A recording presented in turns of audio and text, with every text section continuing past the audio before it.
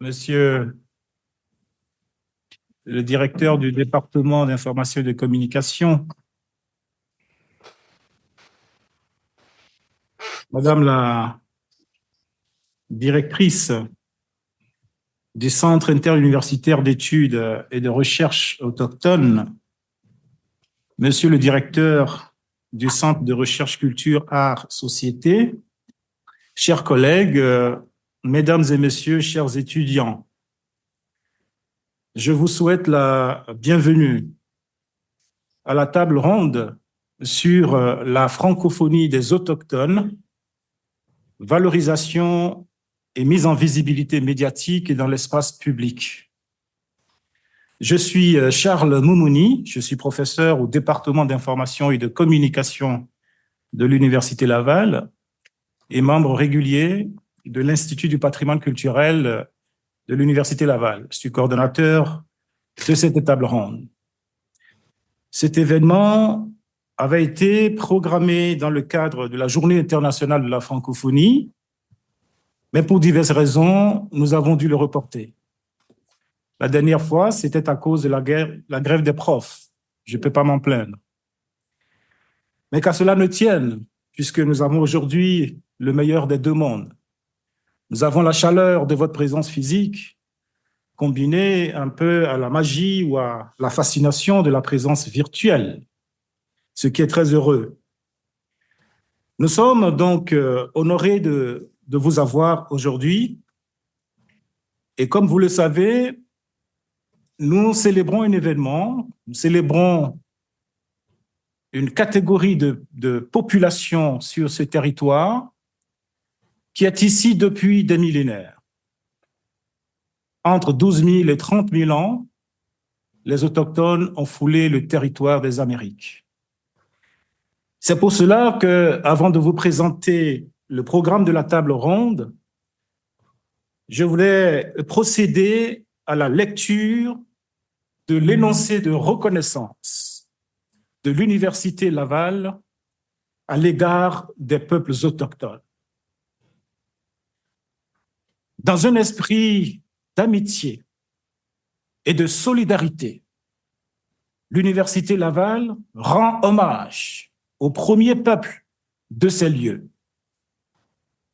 Étant à la croisée du Nguyen-Wentio, du peuple Huron-Wendat, du Ndakinan, du peuple Wabanaki, du Nitassinan, du peuple Innu, du Nitaskinan, du peuple Atikamen, et du Watostokok, du peuple Wallostokek, nous honorons nos relations les uns avec les autres.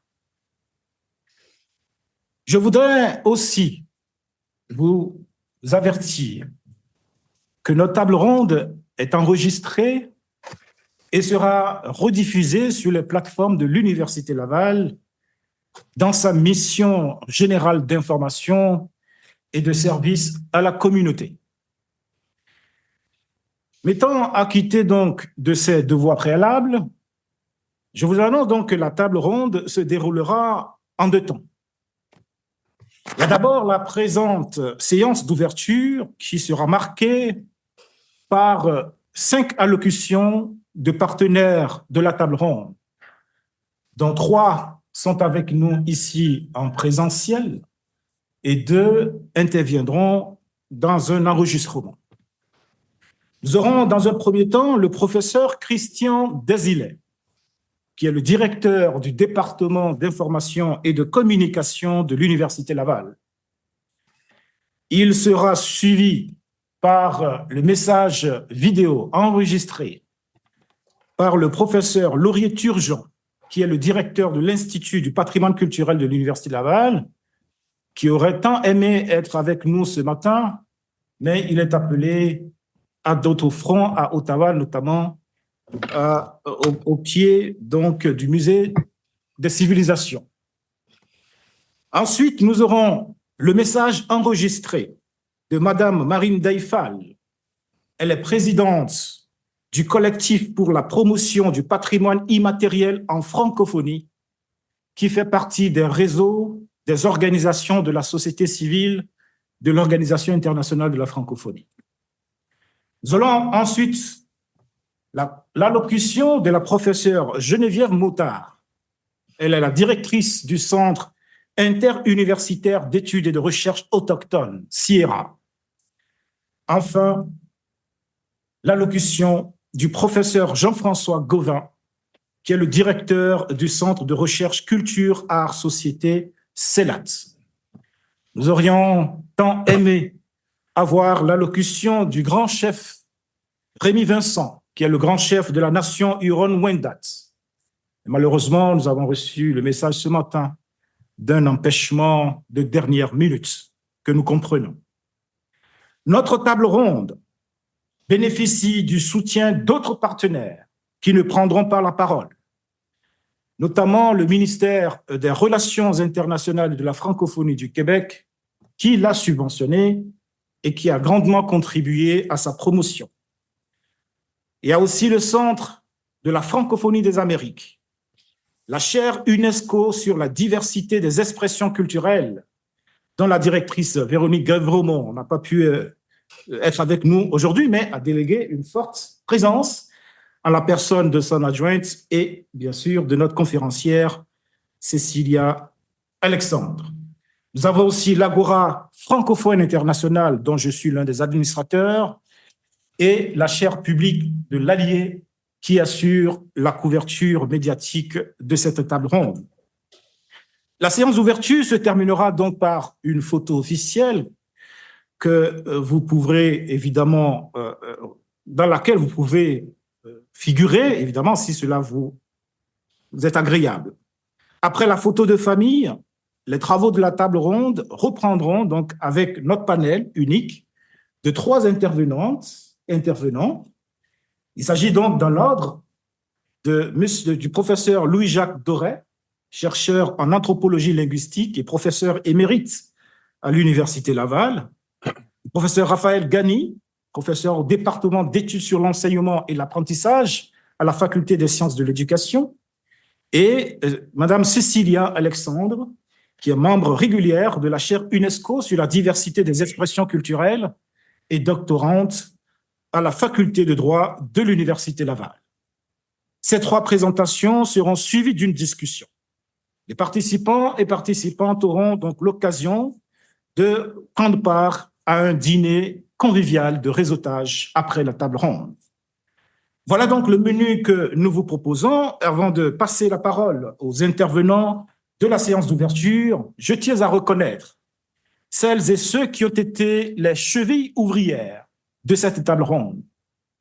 En premier lieu, Marie-Christine Lambert-Perrault, qui est au four et au moulin, elle est coordonnatrice scientifique de l'Institut du patrimoine culturel, ainsi que son assistante, Louis Herman Rosimard, et bien entendu mon doctorant Pierre Michelot Jean-Claude.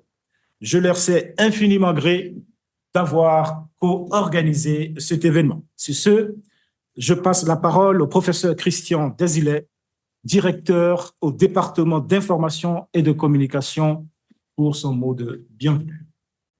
Alors, bonjour tout le monde, bienvenue. Le département d'information et de communication est ravi d'appuyer cette table ronde et d'appuyer les travaux et les efforts de notre très estimé collègue Charles Moumouni, qui est très impliqué dans ces questions.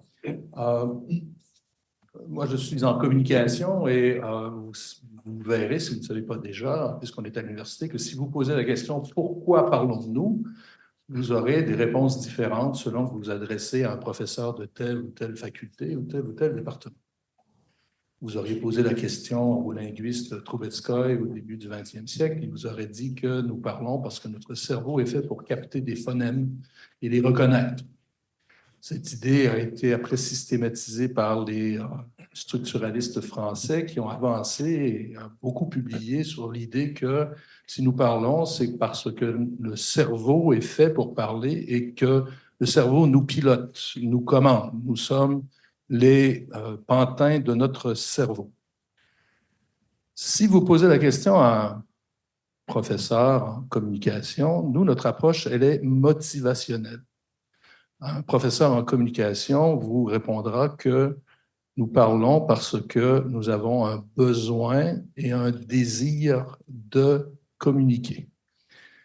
C'est ce besoin, ce désir de communiquer qui fait que les communautés vont se parler. C'est ce qui rend une langue, c'est ce qui permet à une langue d'être vivante. Et si ce besoin et ce désir se perdent, la langue cessera d'être pratiquée et disparaîtra. Votre présence aujourd'hui, c'est un vibrant témoignage qu'il y a un désir, un besoin et un désir de parler avec toute la francophonie et les peuples autochtones. Et je salue ce besoin et ce désir, et puis j'encourage ce besoin et ce désir. Merci d'être là et bonne journée à tout le monde. Merci beaucoup, Christian. Madame, oui, chers collègues, Geneviève Moutard. Oui, distingués invités, chers collègues, amis, bonjour à tous et à toutes. Au nom du Centre interuniversitaire d'études et de recherche autochtones, le CIERA, je suis heureuse de participer à l'ouverture de cette table ronde sur les rapports des peuples autochtones à la francophonie contemporaine. Issue des différentes phases de colonisation française, la francophonie, en tant qu'espace politique et culturel, englobe aujourd'hui, comme on le sait, une grande diversité d'États et de peuples, nations, communautés autochtones d'Afrique, des Amériques, d'Asie et d'Océanie, du Nord et du Sud global, qui entretiennent entre eux des relations diplomatiques et culturelles. Dans ses travaux et par le biais de sa programmation scientifique, le CIERA tente de contribuer au soutien de ces relations diplomatiques et culturelles.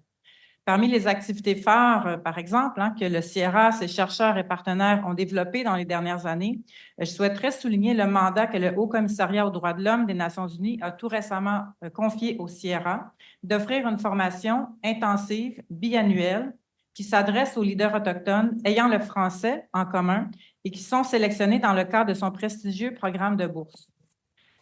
C'est dans ce contexte que le CIERA a reçu, lors de l'édition 2022 de son école d'été, 8 boursiers du Haut-Commissariat, ce qui a permis de mettre en relation des représentants d'organisations, des nations ou de peuples, Amazigh, Atikamekw, Peul, Kanak, entre autres, et la mise en partage de leur expérience, enjeux et connaissances dans une formation qui a été co-construite par nos chercheurs universitaires, experts de terrain et des aînés.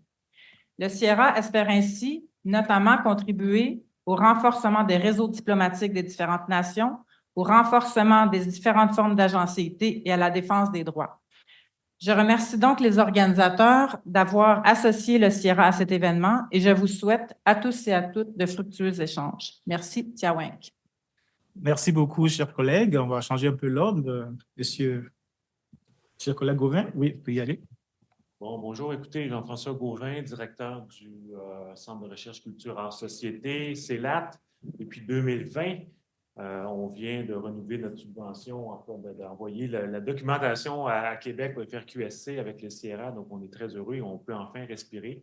Et Marie-Christine, qui est au fond aussi, a joué un rôle déterminant dans cette demande de subvention-là. Écoutez, il n'y a rien préparé de spécial. Le CELAT s'intéresse à ce genre de questions-là depuis de nombreuses années. On est très fiers de compter parmi nos membres des personnes qui s'intéressent à cette question-là, à la question autochtone, entre autres. Mon ami ici, donc, ton prénom, Raphaël Gagné. Je perdais la mémoire avec une collègue aujourd'hui, c'est exactement ça qui m'arrive.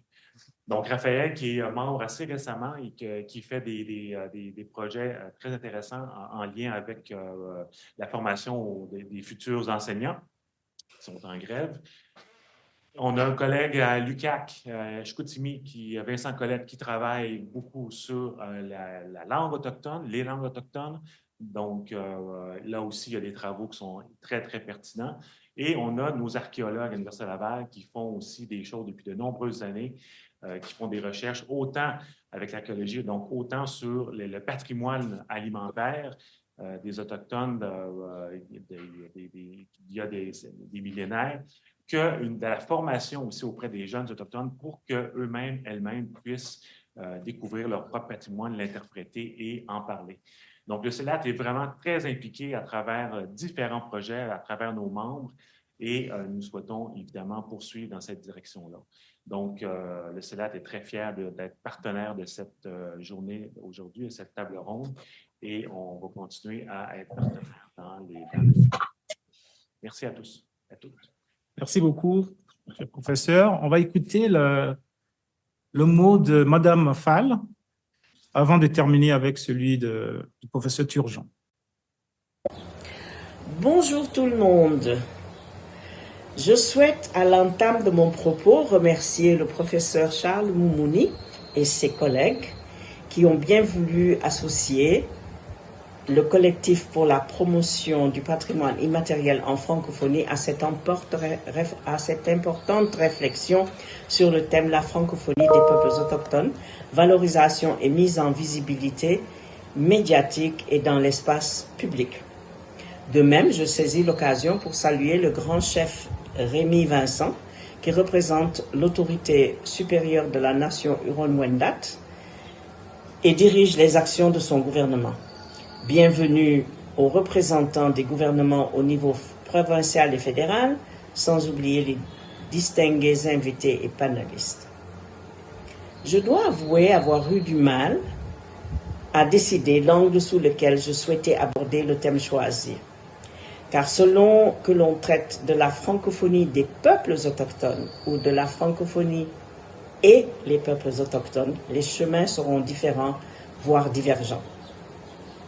En effet, la francophonie et les peuples autochtones traiteraient plus particulièrement du présent et de la place donnée par la francophonie aux peuples autochtones ainsi que de la contribution de ces derniers au sein et à la co-construction de la francophonie, alors que la francophonie des peuples autochtones serait le résultat de la rencontre entre les peuples autochtones et le peuple français par la colonisation et la francisation, qui convoque un passé pas très glorieux, qui a donné naissance à un présent encore douloureux, où les droits, dans un certain nombre de domaines, y inclus culturels, des peuples autochtones ne sont pas toujours respectés. Si l'on considère que les racines de la francophonie des Premières Nations et des peuples autochtones au Québec se situent entre 1505 et 1615, cela fait presque 5 siècles de présence française en terres montagnaises, algonquines, Huron-Wendat ou Micmac, sans oublier les autres. De nombreuses questions fondamentales seront posées ici et trouveront certainement des réponses en concertation avec les personnes concernées.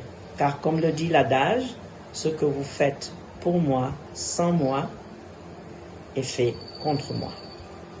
La table ronde tentera donc de dresser un portrait actualisé des autochtones francophones du Québec, du Canada et de l'espace de la francophonie mondiale, d'explorer les moyens par lesquels la francophonie pourrait contribuer à la promotion des langues autochtones et d'examiner les moyens et mécanismes médiatiques qui permettraient de valoriser et mieux diffuser en francophonie la contribution des artistes, écrivains, écrivaines, cinéastes, journalistes et chercheurs-chercheuses autochtones francophones. Il existe déjà des mécanismes et conventions au niveau de certaines institutions du système des Nations Unies, telles que l'UNESCO, qui ont organisé des rencontres et produit des plans d'action ou autres instruments normatifs dans ces domaines depuis des décennies. Je constate aussi avec joie que cette activité se place à la convergence de quelques événements marquants. La fin de la décennie des personnes d'ascendance africaine, 2015-2024, le 75e anniversaire de la décennie de la Déclaration des droits de l'homme de 1943, la décennie des langues autochtones 2022-2032 et le centenaire de Cheikh Anta Diop, 1923-2023. Un des plus brillants esprits du XXe siècle et qui a établi dès 1953 que l'humanité a pour origine l'Afrique, que nous sommes donc toutes et tous noirs d'origine africaine. Par conséquent, nous, Africains et peuples autochtones, avons plusieurs réalités à partager. On nous a affublés du terme primitif, on nous a réduits à l'esclavage, colonisés, et opprimés, un passé et un présent commun, donc un futur à co-construire, là où nous sommes aujourd'hui, mais aussi au sein de la francophonie des peuples. Je souhaite plein succès à cette rencontre et vous remercie de votre attention. Merci beaucoup à Madame Ndeye Marifal qui intervient depuis Dakar. Nous allons maintenant à présent écouter la dernière allocution qui est celle du professeur Laurier Turgeon, qui est le directeur de l'Institut de patrimoine africain, de patrimoine culturel. Professeur Turgeon, pour clôturer la séance d'ouverture. Bonjour tout le monde. À titre de directeur de l'Institut du patrimoine culturel de l'Université Laval, Laurier Turgeon, je souhaite vous souhaiter la plus chaleureuse des bienvenues à tous les participants et les organisateurs de cette table ronde intitulée « La francophonie des peuples autochtones, valorisation et mise en visibilité médiatique et dans l'espace public ». Lorsque Charles Moumouni nous a parlé de ce projet, les membres de l'Institut, à commencer par moi-même, l'avons accueilli très favorablement, et ceci pour plusieurs raisons. Premièrement, parce que l'Institut du patrimoine culturel a développé depuis l'année dernière un axe de recherche sur les patrimoines autochtones. Deuxièmement, nous avons pensé qu'il était très pertinent d'organiser une telle activité en raison des relations historiques et des nombreuses alliances entre les francophones et les différents peuples autochtones du Québec et de l'Amérique du Nord, qui remontent, ne faut-il pas le rappeler, jusqu'au 16e siècle. Et troisièmement, nous sommes heureux d'accueillir cette table ronde au sein de notre institut parce que nous pensons qu'il pourrait contribuer au dialogue et au rapprochement entre les francophones et les peuples autochtones, pas juste du Québec, mais de l'ensemble du Canada et de l'Amérique du Nord. En terminant, je souhaite remercier chaleureusement Charles Moumouni, membre de notre institut, de l'organisation de cette très belle journée. Et je souhaite aussi remercier chaleureusement le grand chef Rémi Vincent de la nation Huron-Wendat qui nous honore aujourd'hui de sa présence. Merci encore et bonne table ronde. Merci beaucoup, professeur Laurier Turgeon. Donc voilà, qui prend fin, qui met un terme donc à cette séance d'ouverture. Nous allons à présent commencer la deuxième phase de notre table ronde. Donc la phase des conférences. Nous avons mis en place un panel très alléchant, on peut dire. Dans un article publié en avril 2021, il y a une journaliste d'un journal francophone de la Saskatchewan qui parle du destin croisé des francophones et des autochtones, du lien indissociable qui existe entre l'histoire de la francophonie canadienne et les cultures autochtones. Et pourtant, regrette-t-elle, le lien entre autochtones et francophones sont encore peu étudiés au Canada. La francophonie des autochtones, encore moins. Parler donc de la francophonie des peuples autochtones, c'est embarquer dans un long voyage interdisciplinaire qui a commencé au début du XVIe siècle en Nouvelle-France, comme le rappelait tout à l'heure le professeur Laurier Turgeon, avec les premières rencontres entre les voyageurs français et les communautés autochtones. La thématique de notre table ronde est donc au croisement de plusieurs disciplines. Comme vous vous en doutez, l'histoire, l'anthropologie, la démographie, les langues, les sciences de l'éducation, le droit, la science politique et sa dimension géopolitique. D'où les questions que nous nous sommes posées. 4 siècles après la tabagie de Tadoussac en 1603, suivi du régime français, de la conquête britannique et du fédéralisme canadien, combien d'autochtones se réclament aujourd'hui de la francophonie? Qui sont-ils? Où sont-ils et que font-ils? Par quels moyens et par quel mécanisme médiatique garde-t-il vivante la francophonie aux côtés des 90 langues autochtones qui ont du mal à vivre au Canada? Manifeste-t-il vraiment une désaffection à l'égard de la francophonie dans le contexte historique du racisme dont ils sont victimes? Quelles sont les contributions des Autochtones aux productions francophones canadiennes? De quels droits peuvent-ils se prévaloir pour préserver leur francophonie? Quel rôle doit y jouer le gouvernement fédéral?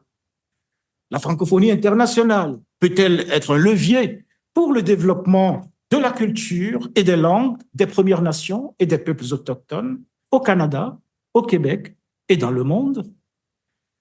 Que disent les organisations internationales comme l'UNESCO des langues et des cultures autochtones? Voilà autant de questions qui sont au cœur de notre table ronde et auxquelles nous ne pourrons qu'apporter des débuts de réponse compte tenu des contraintes de temps. Nous avons donc la chance de réunir dans ce panel 3 chercheurs qui sont des spécialistes au profil complémentaire. Ils disposeront de 15 à 20 minutes chacun et chacune. Je vous les présenterai brièvement, donc à leur tour de parole. Mais d'abord, le professeur émérite Louis-Jacques Doré, professeur retraité associé à l'Université Laval. Il est membre émérite du Centre interuniversitaire d'études et de recherche autochtone, CIERA, qui est un partenaire donc de cette table ronde. Et de 1972 à 2011, c'est-à-dire pendant 39 ans, le professeur Doré a enseigné au département d'anthropologie de l'Université Laval. Ses recherches ont porté sur les rapports entre la langue et l'identité et sur l'organisation communautaire chez les Inuits, les minorités francophones nord-américaines et la diaspora vietnamienne. De 2007 à 2013, il a participé au projet Yawenda de revitalisation de la langue Huron-Wendat à Wendake. Il est l'auteur de plusieurs ouvrages, dont Words of the Inuit, qui a été publié à l'Université du Manitoba, Le lettré, la déesse et le bol de riz, une brève introduction à la culture vietnamienne, qui a été publié en 2021, et Inuksiutit, un demi-siècle d'études inuites, qui a été publié, qui vient d'être publié à l'UQAM avec le professeur Bernard Saladin d'Anglure. Donc voilà le professeur qui va prendre la parole le premier, et donc je lui laisse le micro pour nous faire sa présentation. Professeur Doré. Merci. Le micro fonctionne bien, oui? Oui. OK. Merci, professeur Moumouni, de m'avoir invité d'abord et tous les autres. Kwe, hey, c'est en Inuktitut, hein, c'est pas allô, aïe. Donc, écoutez, ça fait plaisir de vous parler. Professeur Moumouni disait il y a quelques minutes combien y a-t-il d'Autochtones francophones au Canada? En 2021, je regarde les statistiques, on va y revenir là dans quelques secondes, il y en aurait eu en 2021 220 447 de langue maternelle, pas de langue maternelle, de langue autochtone, de langue française, pouvant parler le français. Donc, c'est pour montrer, on va commencer, ce que je vais dire va se diviser en quatre thèmes. D'abord, des statistiques que vous voyez ici sur les langues autochtones et le français, entre autres, chez les Autochtones au Canada. Ensuite, deuxième diapositive, ça sera la même chose pour le Québec. Et ensuite, un peu des informations sur les attitudes des Autochtones canadiens et québécois à l'égard du français. Et enfin, je dirais quelques mots sur le français en tant qu'outil d'insertion internationale pour les Autochtones, en particulier, bien sûr, au Canada et au Québec. Ce que je dis, il faut pas prendre, c'est pas parole d'évangile ni parole coranique.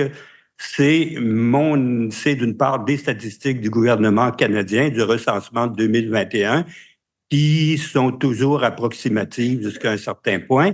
Et d'autre part, mon interprétation sur les attitudes autochtones envers le français, ben, je suis pas autochtone moi-même. Donc, a priori, ce que je dis, ça vient, c'est un point de vue colonialiste. Donc, c'est pas nécessairement vrai. Et ce que vous direz un autochtone pourrait être tout à fait différent. Donc, c'est une opinion parmi d'autres. Les statistiques maintenant. On voit que au Canada, en 2021, selon le dernier recensement, il y avait 2 204 475 personnes qui, et je ris en voyant des chiffres très précis comme ça, qui se disaient d'identité autochtone, qui, dans le recensement, on dit, oui, moi, je suis autochtone. Là-dessus, il y en avait 148 800, bon, mettons à peu près 149 000 qui étaient de langue maternelle autochtone. Donc, 7% des personnes d'identité autochtone au Canada étaient de langue autochtone. Et là-dessus, il y en avait 116 000 qui parlaient une langue autochtone à la maison. Donc, 7% de tous les Autochtones étaient de langue maternelle et 5% parlaient une langue autochtone à la maison. Et il y avait sans doute là-dedans quelques personnes qui n'étaient pas d'origine autochtone, mais qui avaient appris et qui parlaient, qui avaient, par exemple, un conjoint ou une conjointe autochtone, peut-être, ou qui vivaient en milieu autochtone et qui parlaient une langue autochtone à la maison. Mais ils étaient très peu nombreux, je suppose. Tout ceci veut dire que 93% de tous les Autochtones canadiens sont de langue maternelle anglaise ou française. Donc, ils n'ont pas de langue maternelle autochtone. Donc, la presque totalité. Et la très grande majorité des Autochtones canadiens, plus ou moins 83%, sont de langue maternelle anglaise. Donc, on peut dire que la langue principale des Autochtones canadiens de nos jours, c'est l'anglais. C'est pas le français et ce n'est pas, malheureusement non plus, une langue autochtone. Environ 99%, puis là, c'est vraiment c'est difficile à voir là, d'après les données du recensement, mais une approximation, mais que 99% des Autochtones de langue maternelle française vivent au Québec. Hors Québec, il y a quand même des Autochtones de langue maternelle française, puis j'ai pas pu le chiffrer, parce qu'ils sont pas très nombreux. C'est le cas, une partie des Michifs français dans l'Ouest canadien. Il y a ce qu'on appelle près de Saint-Boniface, par exemple, au Manitoba, de Winnipeg, à Saint-Laurent, et aussi à Bathurst en Saskatchewan. Il y a Saskatchewan, ce qu'on appelle des Michifs français, des gens dont la langue maternelle est le français Michif, qui est une forme de français, mais une forme de français local. Mais bien sûr, c'est du français. Donc, ça, c'est... Et puis... aussi, il y a la Première Nation Wolastoqiyik, qui est à Madawaska, au Nouveau-Brunswick, près de la frontière québécoise, qui est en bonne partie de langue maternelle française. Donc, eux aussi, on peut les considérer comme des Autochtones francophones hors Québec. Sur les 148 000, en tout cas les 149 000 Autochtones de langue locuteurs de langue maternelle autochtone, là-dessus, il y en a 83% qui ont l'anglais comme langue seconde. Là, c'est toujours pour l'ensemble du Canada. Et puis, 13% d'entre eux ont le français comme langue seconde. Et 5 500, c'est pas beaucoup, 4% des personnes de langue maternelle autochtone ne connaissent ni le français ni l'anglais. Donc, il resterait 4% des Autochtones qui... Donc, que leurs langues qui sont unilingues dans leur langue autochtone, mais la grande majorité encore des Autochtones, de langue maternelle autochtone, leur langue seconde, c'est l'anglais. On passe à la prochaine diapositive. Au Québec, maintenant. Toujours selon le recensement de 2021, à peu près un peu plus de 380 000 personnes s'identifiaient comme autochtones au Québec. Et puis, là-dessus, près de 42 000 d'entre elles étaient de langue maternelle autochtone. Donc, c'est 11% du total. C'est un peu plus que dans l'ensemble du Canada. On a vu, je crois, c'était 7% des personnes étaient de langue maternelle autochtone.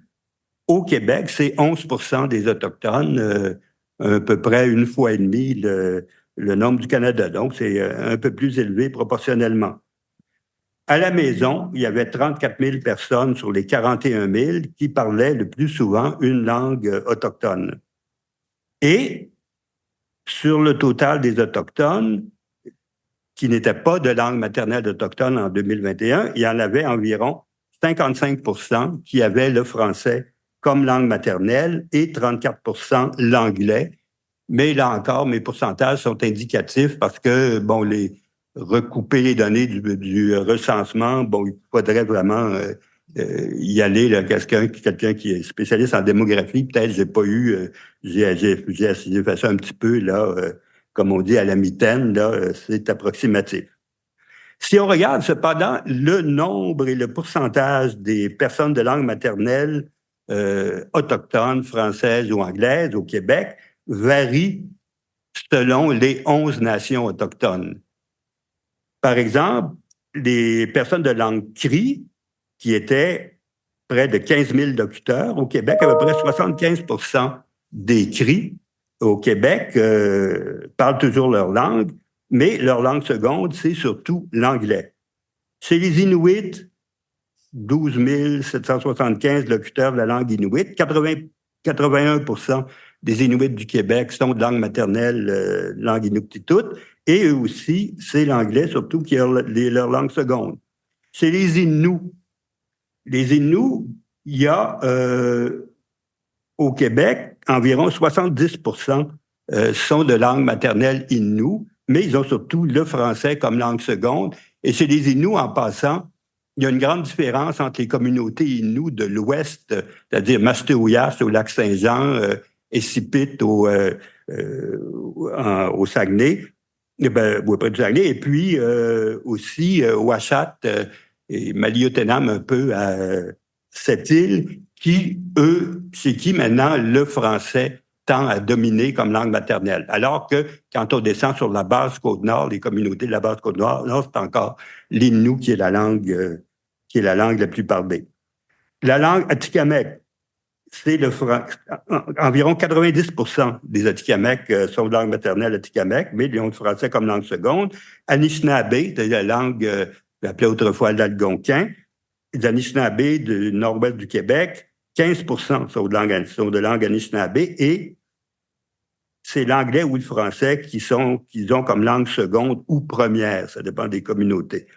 Le Naskapi, 90 % de langue Naskapi, l'anglais est leur langue seconde, le Micmac du Nouveau-Brunswick, Nouveau-Brunswick, Nouvelle-Écosse, bien sûr, mais au Québec, de Gaspésie. Les Micmacs, il y a à peu près 10 % des Micmacs qui sont encore de langue maternelle Micmac, et c'est surtout l'anglais qui est leur langue première ou seconde. Le Mohawk, il y aurait à peu près 60 locuteurs. Difficile à dire parce que les Mohawks refusent de participer au recensement depuis très, très longtemps. Mais chez les Mohawks, ce qui est intéressant, il y a beaucoup de jeunes qui apprennent la langue Mohawk en immersion. Des jeunes de langue maternelle anglaise qui vont dans des écoles d'immersion à Ganawake, surtout, et qui parlent Mohawk, donc qui deviennent des locuteurs du Mohawk. La langue Wolastoqiyik, qui est ce qu'on appelait autrefois le malécite, il y aurait moins de 5 locuteurs, puis même ça, là, je ne suis pas sûr. Mais au Nouveau-Brunswick, où il y a aussi des Wolastoqiyik, là, il y a quelques personnes qui le parlent encore. Et deux dernières, l'Abénaki, il y a plus de locuteurs de langue maternelle abénakise. Les 2-3 derniers seraient décédés vers l'an 2000, donc il y a une vingtaine d'années. Et la langue Wendat, bien sûr, il y a plus de locuteurs. Les derniers locuteurs, il y a des discussions là-dessus. Ça pourrait être vers 1850-70. Ça existe peut-être un petit peu plus tard, vers 1900, mais vers 1900, il y en avait peut-être 3 ou 4. Là. Donc, ça fait quand même un siècle que ce n'est plus parlé. Maintenant, on va passer quelles sont les attitudes de ces autochtones de langue première ou seconde française. Quelles sont leurs attitudes à l'égard du français? Et là, je le répète, c'est mon appréciation. Enfin, mon appréciation, c'est mon opinion ou mon idée là-dessus. Ça peut être très différent. Ce que j'appelle d'abord une acceptation réfléchie. Les Autochtones dont la première langue est le français, et là, évidemment, pour le français, ça vise surtout le Québec, parce que c'est 99 % ou plus des Autochtones qui parlent le français comme langue seconde ou première sont au Québec. Les Autochtones du québécois, dont la première langue est le français, ils acceptent sans complexe, à ma connaissance, le fait d'être francophones. Parce que le français a historiquement facilité leur insertion, mais pas leur assimilation, mais leur insertion dans la société majoritaire au Québec francophone. Les gens de Wendake, par exemple, ou les Hurons-Wendat, qui sont les Abénakis aussi au Danak ou l'Énac, qui sont admirablement bien intégrés dans la société québécoise, mais pas assimilés. Et ça, c'est intéressant, puis j'ai pas le temps de développer là-dessus, mais disons, comment on pourrait dire, l'assimilation linguistique, c'est-à-dire l'adoption forcée d'une langue coloniale, n'amène pas nécessairement l'assimilation culturelle et sociale de ceux qui parlent le français. Mais ça a facilité l'intégration des Autochtones de langue maternelle française dans la société majoritaire du Québec et plus récemment aussi, on va y revenir en terminant, au sein de la francophonie internationale. Au Manitoba, j'ai parlé des métis français. Il y a, puis ça, c'est des informations que j'ai d'un ancien étudiant, Denis Gagnon, qui est prof à l'Université de Saint-Boniface, qui travaille depuis plusieurs années, qui est là à intégrer les étudiants métis francophones à l'université, à venir les inciter à venir suivre des cours, faire des diplômes en français à l'Université de Saint-Boniface. Donc, il y a une fréquentation de l'Université francophone de Saint-Boniface. Mais, bien sûr, tous ces Autochtones-là, qui sont de langue maternelle française, ils gardent un œil critique sur le fait qu'ils sont devenus francophones. Les Wendat et les Abénakis, aussi les Wolastoqiyik au Nouveau-Brunswick, qui sont devenus... au Nouveau-Brunswick, serait plutôt anglophone, mais sauf ceux du Madawaska qui sont francophones, ils ont développé des programmes de revivification et d'enseignement de leur langue ancestrale, qui est la source de leur identité. Comme me le disait il y a plusieurs années l'artiste de Wendake, Mireille Sioui, elle disait « Notre première langue, c'est le français, mais notre langue maternelle, c'est le Wendat. » Et donc, il y a des programmes de revitalisation du Wendat, entre autres, mais aussi, il y a des cours de langue abénakise chez les Abénakis au Danak.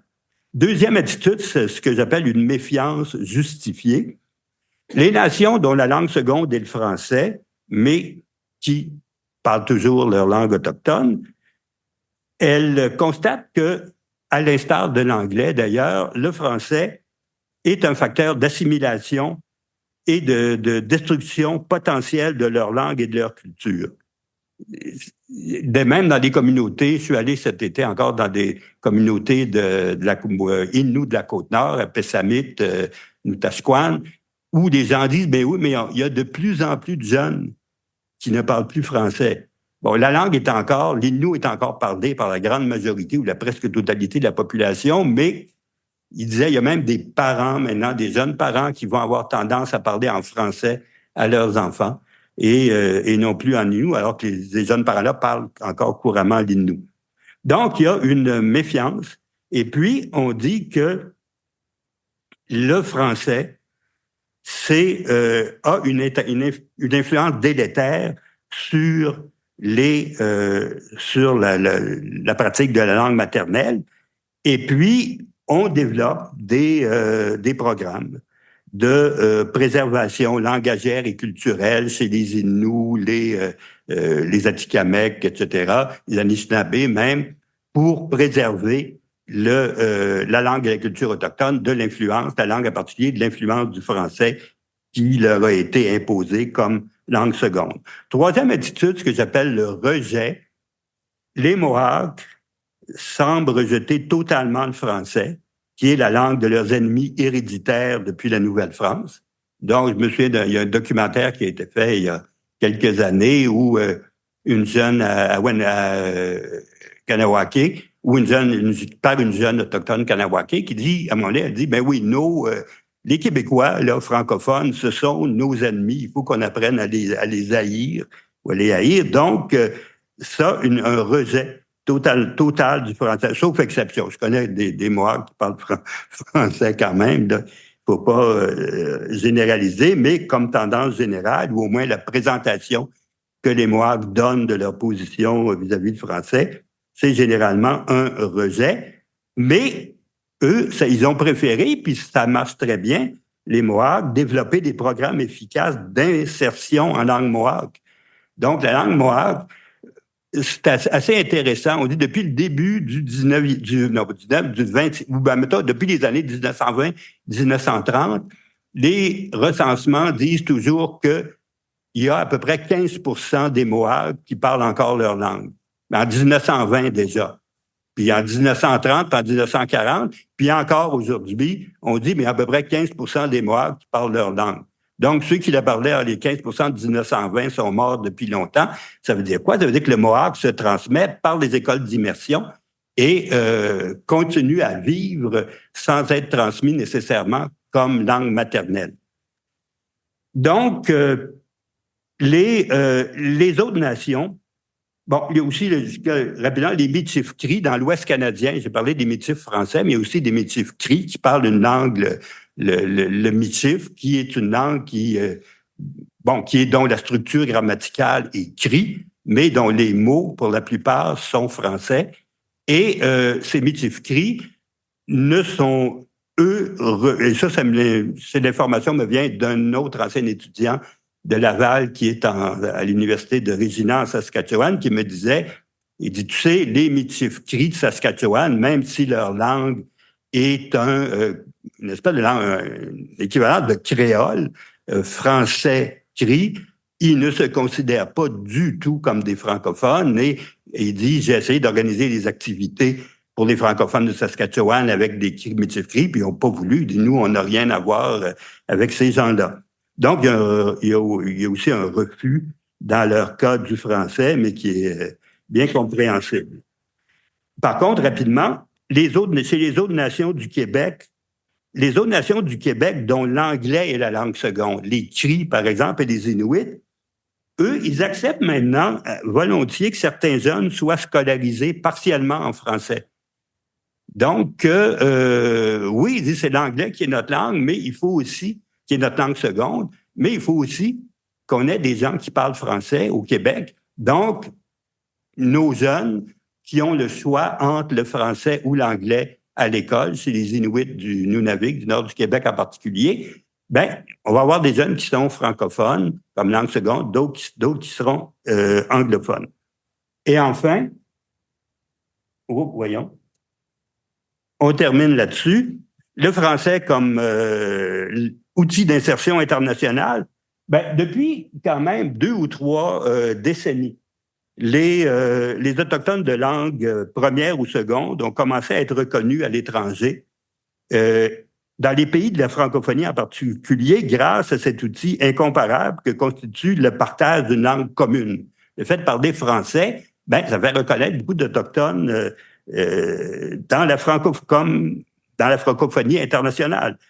En octobre 2008, il y a eu à Wendake un premier carrefour international des littératures autochtones francophones, le SILAF, qui est organisé par des gens de Wendake, il y a l'organisation duquel d'ailleurs a participé Maurizio Gatti, qu'on a nommé tout à l'heure, là, qui est, je l'espère, toujours en ligne et que je salue en passant.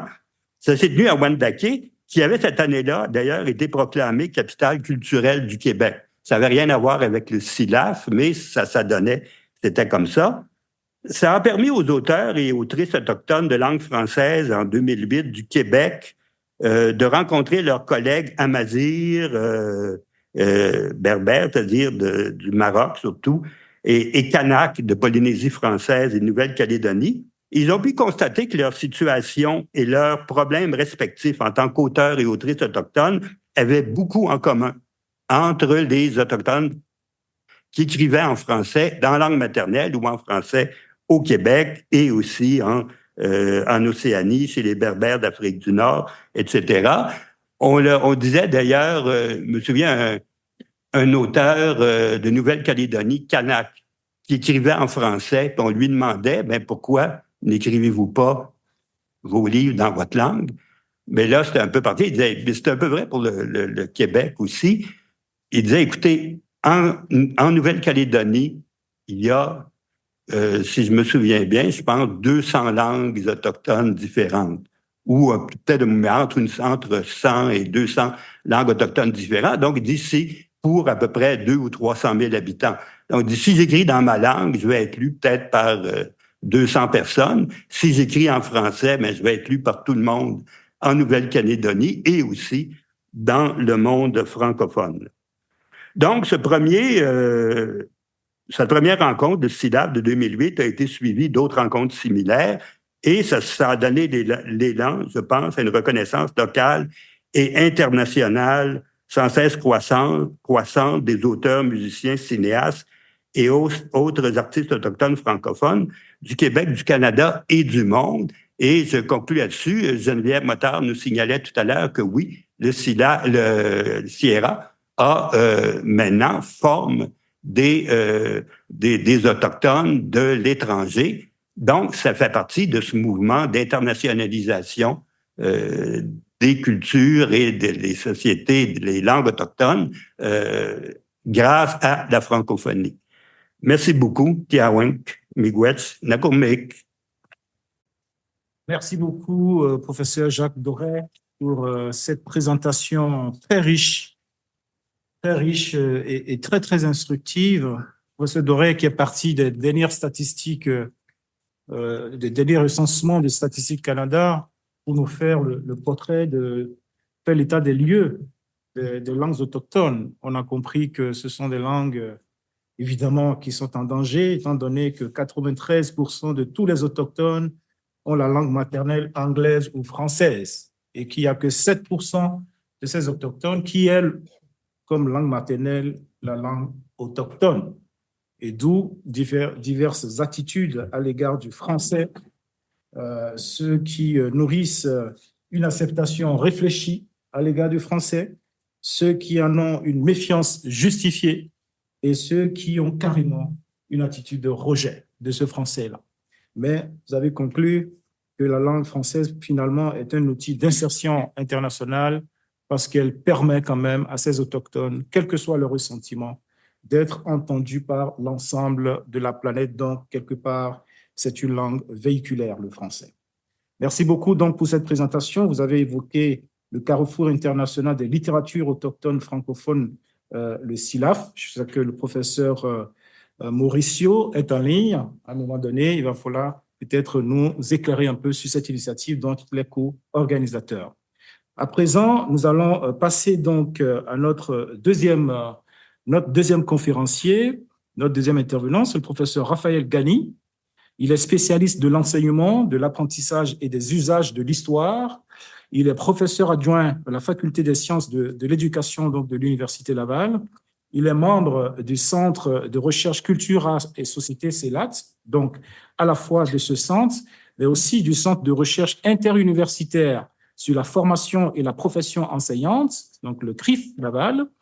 Il est aussi membre du réseau de recherche sur la communauté québécoise d'expression anglaise. Ses recherches portent sur les liens entre les droits éducatifs, l'élaboration des programmes scolaires et la notion de légitimité.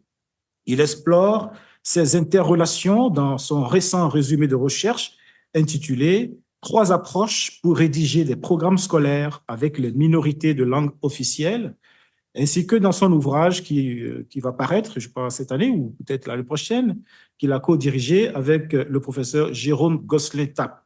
Ces publications, ces présentations et ces engagements récents visent à fournir donc des réponses à une grande question: comment rendre justice à la justice en éducation? Il tentera de répondre à cette question dans sa présentation qui examine la convergence entre les droits constitutionnels des minorités de langue officielle et des autochtones en matière d'éducation. Il nous parlera donc de la responsabilité du gouvernement fédéral dans la protection des droits des autochtones en matière d'éducation. Donc, c'est une présentation qui complète bien celle du professeur Doré. Alors, bonjour tout le monde. Ma présentation s'intitule « Minorité francophone et chef du Manitoba à la Cour suprême en 2019, une convergence parallèle ». Donc, c'est un projet qui a démarré sur l'autoroute 20 entre mon lieu de travail, la Faculté des sciences de l'éducation de l'Université Laval, et mon pied-à-terre à Montréal. Donc, je passe beaucoup de temps dans mon auto. Pour rentabiliser ce temps-là, j'écoute des balados, notamment ceux de la Cour suprême du Canada. Donc, je suis content, on voit des photos ici d'illustres membres. Et la raison est de me familiariser avec un nouveau langage légal sur les droits linguistiques. J'essaie de me spécialiser, maintenant que je suis professeur depuis 1 an, sur l'enjeu des droits éducatifs, notamment des minorités de langue officielle francophones à l'extérieur du Québec et anglophones au Québec, et des interrelations avec les droits des Autochtones. Mais pour le présent balado, j'écoutais dans l'auto, c'était une cause qui opposait la Colombie-Britannique. Donc, en 2019, le gouvernement aux minorités francophones de la Colombie-Britannique, plus précisément le Conseil scolaire francophone et des groupes de parents. Le dilemme étant que il y avait un bris dans les droits éducatifs des francophones. Il faut savoir que ces droits-là sont protégés par la Charte canadienne des droits et libertés, article 23, qui garantit l'accès et le contrôle d'écoles primaires et secondaires, là où le nombre le justifie en contexte minoritaire. Donc, l'argument était fait que le gouvernement de la Colombie-Britannique n'en faisait pas assez pour fournir, en termes de financement, des écoles de qualité équivalente en français à celle de l'anglais. Donc, c'est une cause qui est classique. Et en l'écoutant, il y a un intervenant qui arrive à la barre, Christian Monin, représentant de l'Assemblée des chefs du Manitoba. Et puis là, j'ai un choc, j'ai un appel. Je ne comprends pas pourquoi il est là. Faut savoir que le territoire représenté par cette assemblée-là, c'est le Manitoba. L'Assemblée représente 150 000 environ autochtones du Manitoba, donc environ 12 % de la population. La cause se déroule en Colombie-Britannique et concerne principalement les droits des francophones. Donc, je me pose la question, et je vais tenter d'y répondre aujourd'hui, quel sens donner à l'intervention de l'Assemblée des chefs du Manitoba à la Cour suprême en 2019, considérant qu'en apparence, a priori, il ne semble pas avoir de lien clair, du moins, entre leurs intérêts et ceux de francophones franco-colombiens. Ici, on a la photo du juge en chef de la Cour suprême, Richard Wagner. Donc, pour répondre à ma question, j'ai fait une revue de littérature, notamment de tous les articles qui ont été écrits dans la presse. Il a été très couvert, ce procès-là, en 2019, dont ici Global News, l'entrevue de M. Wagner. J'ai aussi analysé toutes les plaidoiries qui se sont faites cette journée-là, donc plus d'une quinzaine. Et j'ai aussi analysé, en dernier lieu, la littérature qui porte sur la convergence entre les droits autochtones et les droits des minorités de langue officielle, notamment en termes linguistiques et surtout en éducation, étant un prof en éducation.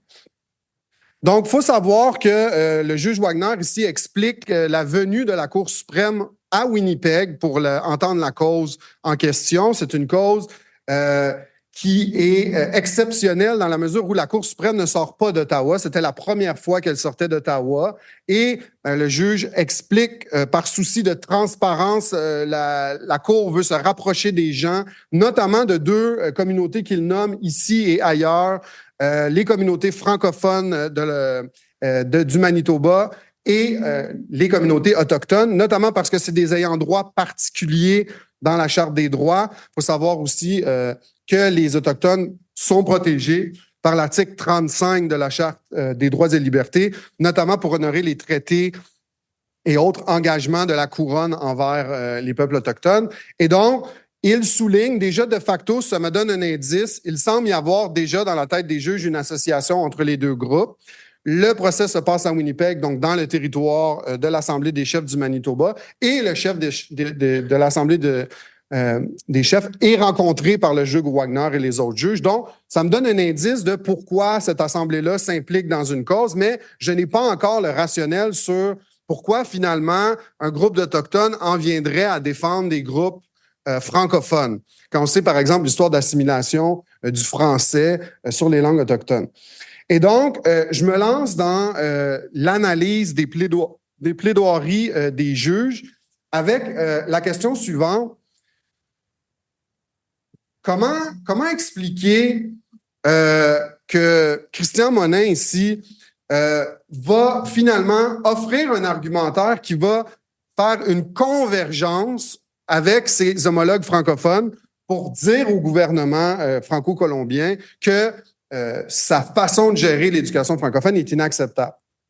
Donc, je rappelle, au cœur du litige se trouve une nouvelle question qui est aussi rapportée par les journalistes et notamment Maître François Larocque, qui est notamment, il va t'appeler à la barre, c'est aussi quelqu'un qui travaille à l'Université d'Ottawa. Cette cause-là amène un nouveau type d'argumentaire de la part des gouvernements qui ont enfreint des droits des minorités depuis longtemps, on le sait. Et maintenant, le gouvernement franco-colombien, dans cette cause-là, fait l'argument que ça coûterait trop cher de soutenir les écoles francophones primaires et secondaires. On parle ici d'un montant, si on voulait que ces écoles-là soient de qualité équivalente, de 300 millions de dollars immédiats.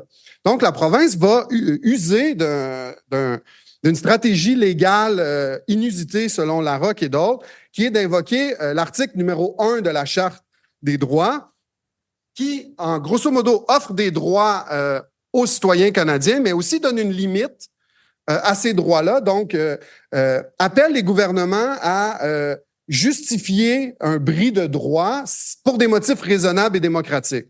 Donc, le gouvernement franco-colombien va s'en prémunir en disant on ne peut pas simplement donner 300 millions du jour au lendemain aux écoles francophones pour les rétablir. Ce n'est pas justifiable. Il y a des contraintes financières.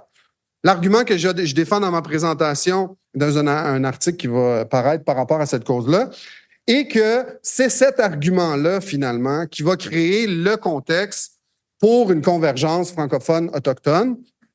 Donc, Christian Monin, quand il arrive à la barre, il défend l'Assemblée des chefs du Manitoba, va tout de suite attaquer cet argument-là, comme ses homologues francophones, en disant on ne peut pas justifier l'assimilation de plusieurs francophones en Colombie-Britannique faute d'école parce que ça coûte trop cher.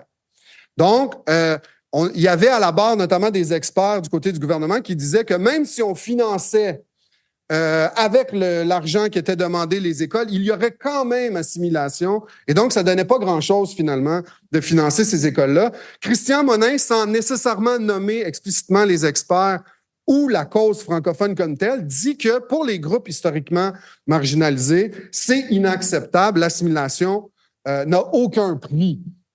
Donc, ici, premiers enjeux de convergence autochtone francophone. Sur l'article 1, on refuse au gouvernement, qu'on décrit comme non neutre. Ce n'est pas neutre de prioriser, de mettre de l'argent dans une certaine enveloppe et dans une autre. Donc, on dit qu'il n'est pas neutre et il ne peut pas justifier l'assimilation parce que ça coûte trop cher de protéger des minorités. Deuxième point de convergence, le lien entre langue et culture à travers l'école.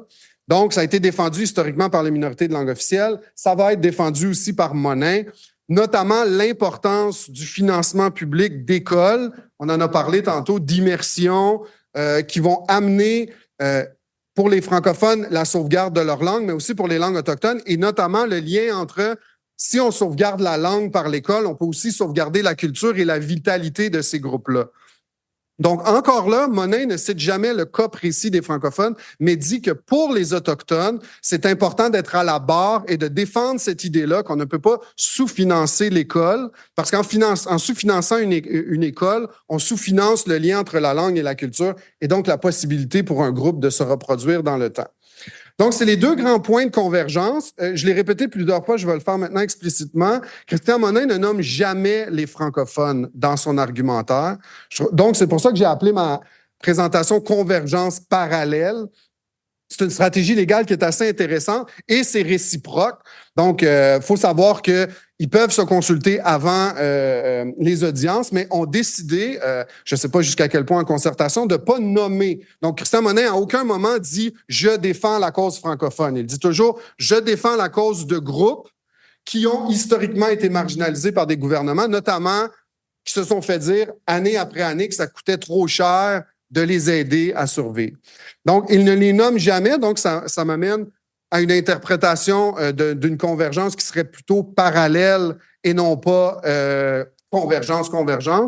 Et le deuxième point, je l'ai souligné aussi plus tôt, qui me ramène encore à la grande question de cette convergence-là, pourquoi elle est arrivée. Christian Monin souligne que c'est quand même ironique pour un groupe autochtone de venir à la barre protéger implicitement par association des droits d'un groupe minoritaire, oui, marginalisé, mais qui a aussi contribué à l'assimilation des Autochtones, notamment en Colombie-Britannique. Je fais référence ici, par exemple, à un article de Nicolas Kenny qui a fait l'historique des écoles francophones en Colombie-Britannique et, dès le départ, avec pour mandat d'évangéliser, franciser, assimiler les Autochtones. Donc, quelle ironie aujourd'hui de voir un groupe à la barre venir défendre le droit des personnes à continuer de parler français.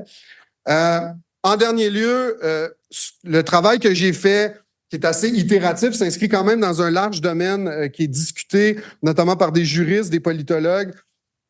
Ici, j'ai mis une citation d'un politologue de Queens, Stéphanie Chouinard. L'enjeu de la convergence entre la protection octroyée aux langues officielles et aux langues autochtones par le gouvernement fédéral, notamment par l'entremise de sa charte. Il y a plusieurs juristes aussi, et l'argument est le suivant. Si on permet à des groupes qu'on définit comme fondateurs du Canada de survivre en finançant publiquement, avec l'argent public, leurs écoles pour raffermir le lien langue et culture, si c'est bon pour les francophones, pourquoi ce ne serait pas bon pour les Autochtones? Donc, on voit plusieurs causes qui ont été plaidées dans le passé, notamment pour les francophones. Le cas spécifique des droits éducatifs des Autochtones, notamment en lien avec l'article 35, n'est jamais monté jusqu'à la Cour suprême encore. Donc, c'est encore très, très théorique, cet enjeu-là, quand on en parle. Moi, la contribution que j'ai essayé de faire, c'est d'amener un cas empirique. C'était la première fois, j'ai pas vu dans tous ces articles-là que je cite ici, de cas empiriques de convergence. Comme je l'ai répété, cette convergence-là, par exemple, de façon très intéressante, ne se déploie pas comme les chercheurs l'entendent. Les chercheurs souvent montrent les liens entre l'article 23 de la Charte et l'article 35, donc grosso modo qu'on veut protéger des groupes minoritaires fondateurs du Canada ou du territoire qu'on appelle le Canada, ça dépend comment on le voit. Mais l'idée, c'est de dire qu'il faudrait qu'on mette ces deux articles-là en relation, notamment dans l'argumentaire. Ce que je montre par le cas, c'est que ce n'est pas fait. Quand c'est plaidé en cours, même quand on demande à Christian Monin, est-ce que vous êtes en train de nous dire que vous appuyez les francophones parce que vous avez, vous aussi, des droits selon l'article 35? Il refuse de créer le précédent, il refuse d'engager la conversation sur les francophones particulièrement et de créer un précédent en disant, oui, ça a un rapport avec l'article 35. Ici, on peut voir, moi, je l'interprète comme un geste d'autodétermination et de ne pas vouloir créer un précédent dans une cause qui pourrait être ultérieure. On pourrait, par exemple, reprocher ou utiliser cet argument-là contre les Autochtones en disant, bon, ben, on sait bien, c'est équivalent, vos droits et ceux des minorités de langue officielle. Donc, ce que j'essaie de dire, c'est qu'en théorie, les chercheurs disent qu'il y a des liens et appellent implicitement à les plaider. Quand on regarde dans le concret, on voit que ce n'est pas plaidé. Et la nouveauté légale que j'amène et que cette cause-là nous a amené, c'est la convergence au niveau de l'article 1er. Donc, s'il y a un message à retenir de tout ce que j'ai dit, c'est que francophones et autochtones se convergent au niveau de refuser au gouvernement la possibilité d'argumenter qu'on peut assimiler, qu'on peut les assimiler parce que ça coûte trop cher de sauvegarder leur langue et leur culture en finançant l'école. Je finirai avec cette dernière réflexion. Quand est-ce qu'on va voir un groupe francophone à la Cour suprême aller défendre un groupe autochtone? J'en ai pas vu encore. Donc, la réciprocité, je pense que c'est un beau précédent qui s'est fait avec l'Assemblée des chefs du Manitoba. Maintenant, la balle est dans le camp des minorités de langue officielle de faire de même. Merci. Merci beaucoup pour cette présentation qui donne des ouvertures d'action, aussi bien du côté des Autochtones que du côté des minorités francophones à travers le Canada. Quoi qu'il en soit, pour agir en faveur de la protection des langues autochtones, de la culture des Autochtones, de la francophonie des Autochtones, ça va prendre des ressources. Ça va prendre des ressources. J'ai lu quelque part qu'en 2006, le gouvernement fédéral dégageait 2,50 $ par autochtone pour sauvegarder les langues autochtones. Ça vous dit donc la volonté politique derrière la revitalisation donc de la culture des langues et de la francophonie des autochtones, je pense que les autochtones ont la possibilité, en faisant coalition avec les minorités linguistiques au Canada, d'aller chercher plus de ressources à investir dans leur programme de revitalisation. Nous allons porter la discussion à un niveau international, puisque tout à l'heure, le professeur Deray a fini son intervention en évoquant l'opportunité que représente la langue française sur le plan international. Le français est une langue véhiculaire internationale. Et en tant que telle, on ne peut pas parler de la francophonie des peuples autochtones sans évoquer sa dimension géopolitique, sans évoquer le rôle des organisations internationales. Et parlant des organisations internationales, il y en a une dont la mission consiste à préserver justement la culture, la langue, c'est-à-dire l'UNESCO. C'est donc ce que Madame Cécilia Alexandre va essayer de nous expliquer, comment l'UNESCO, à travers ses conventions, peut voler au secours de la francophonie des autochtones et de leur culture. Madame Cécilia Alexandre poursuit un doctorat à la faculté de droit de l'Université Laval sous la direction conjointe de Véronique Gavremont et de Constancia Koutouki, elle qui est de l'Université de Montréal. Ses recherches portent sur le respect des droits culturels des peuples autochtones dans les conventions de l'UNESCO relatives au patrimoine. Elle est détentrice d'une maîtrise en droit, concentration droit international et transnational de l'Université Laval et d'un master 1 en droit public de l'Université Paris 1 Panthéon-Sorbonne. Chargée de cours depuis cet automne, elle possède une large expérience depuis 2011 auprès de diverses organisations non gouvernementales dédiées à la sauvegarde du patrimoine des communautés locales et autochtones et à la défense de leurs droits culturels et territoriaux en Tanzanie, à l'île Maurice, au Maroc, au Canada.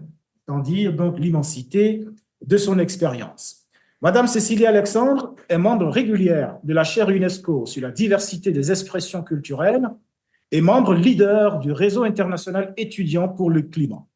Elle a aussi été chroniqueuse à la radio CKIA FM, où elle a lancé, dans le cadre de l'émission Solidarité Québec-Monde, une série de chroniques sur les langues autochtones, invitant divers jeunes autochtones à travers le monde à partager leur langue et leur réalité.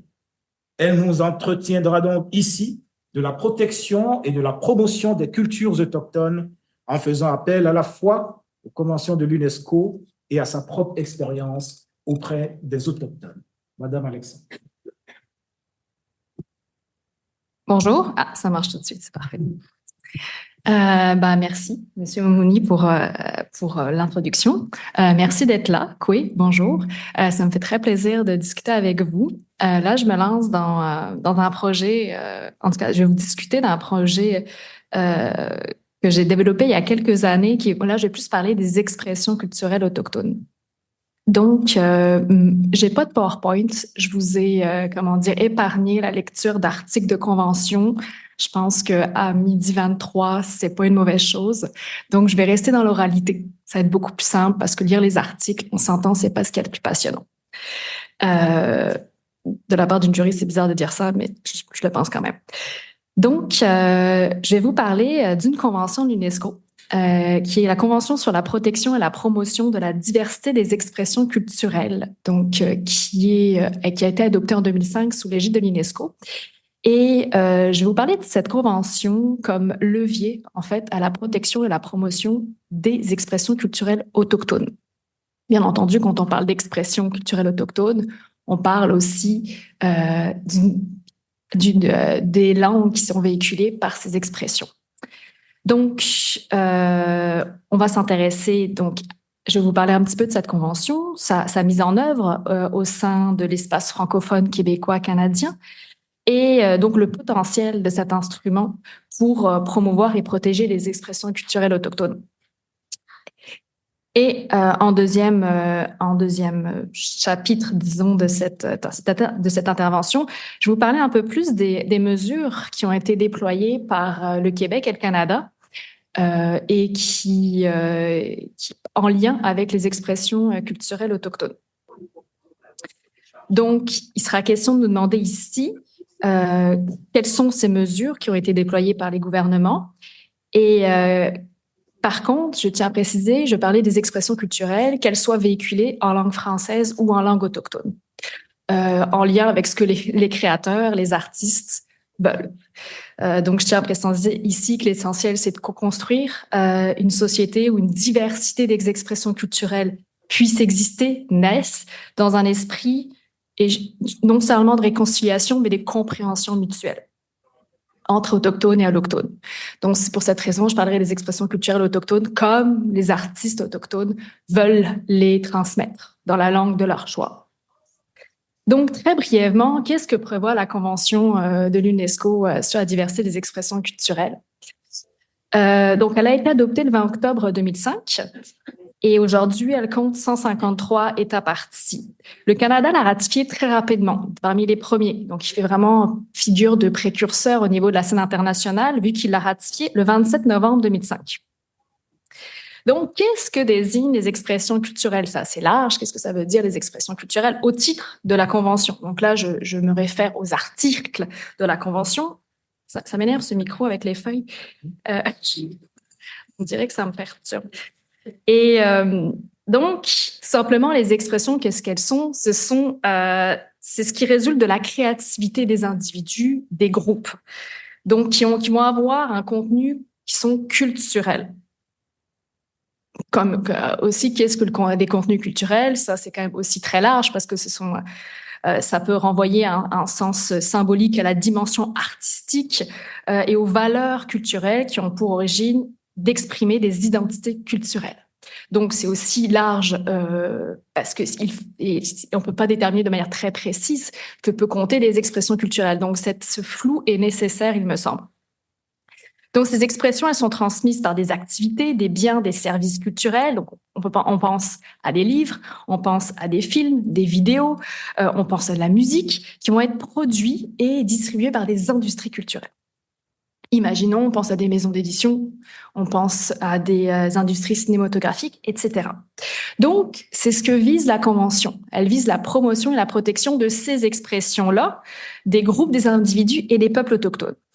La Convention s'intéresse aux expressions culturelles autochtones comme elle s'intéresse aux autres formes d'expression culturelle, c'est-à-dire qu'elle ne veut pas s'intéresser aux spécificités culturelles des peuples autochtones.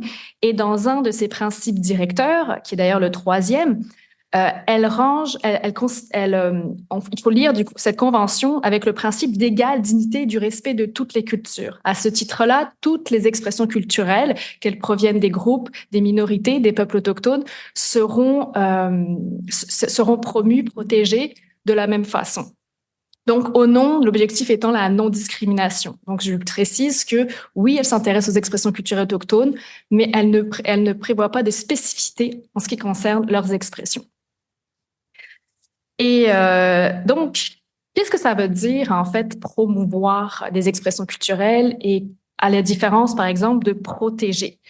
Donc, c'est un article qui surprend. Il n'y en a pas qu'un, mais bon, on va dire le plus important, disons, l'article 7 de la Convention sur la diversité des expressions culturelles indique que, au titre des mesures qui doivent être mises en place par les États, ces derniers doivent créer sur leur territoire un environnement qui va encourager les individus et les groupes sociaux à créer, produire, diffuser, distribuer leurs propres expressions culturelles et y avoir accès. Et cela en tenant dûment compte des conditions et besoins particuliers des femmes, des groupes sociaux et des personnes appartenant aux minorités et les peuples autochtones. Donc là, ce qui est intéressant dans cet article, en fait, c'est que là, on comprend que les États doivent créer un espace propice. C'est de l'interprétation de cet article, pour que des artistes autochtones puissent librement développer leurs propres expressions culturelles dans la langue de leur choix, c'est-à-dire. Donc, c'est-à-dire les créer les produire, les distribuer, les diffuser et aussi en favoriser l'accès.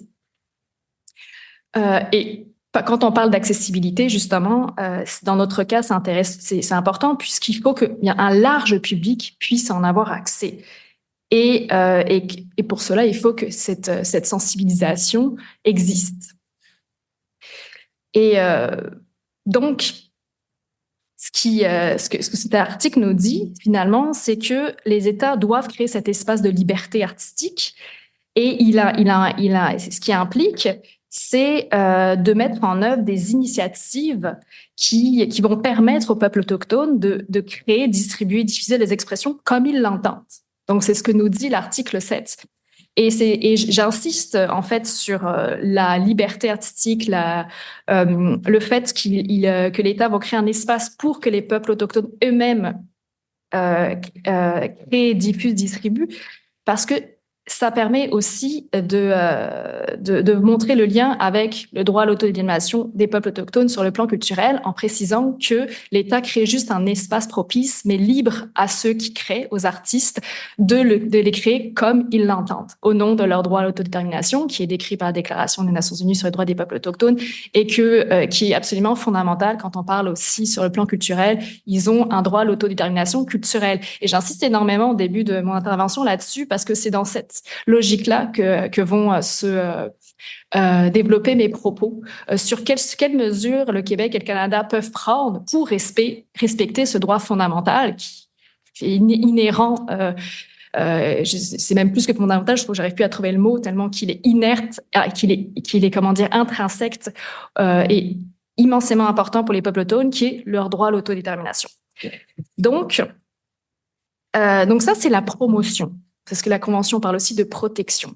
Je vais moins insister pour la protection pour une raison que vous allez comprendre très rapidement. L'article 8 va parler des mesures que les États doivent déployer pour protéger les expressions culturelles. Donc là, on parle des expressions culturelles autochtones.